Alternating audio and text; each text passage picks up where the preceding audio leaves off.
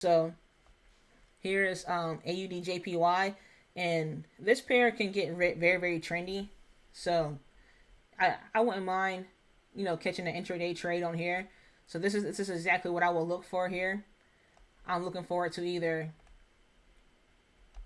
continue to, respect the level here, respect the EMA, and just break below. And by the time it comes back to retest, hopefully the EMA will be down here to give our stop loss some protection and continuing to ride it down. Or, it can go crazy, break above, and retest the level and the EMA and continue bullish. But then you have all of this. So if you were to catch this on a bullish run, it would be a small intraday trade because you're going to run into some nastiness here. Remember, this is the weekly time frame. So you will run into some nastiness here.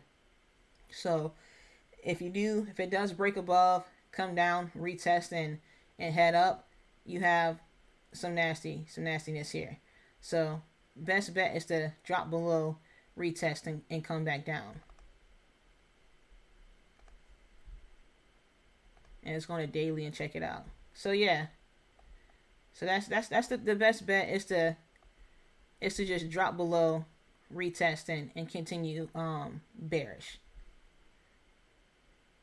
Let's see what else we got out here.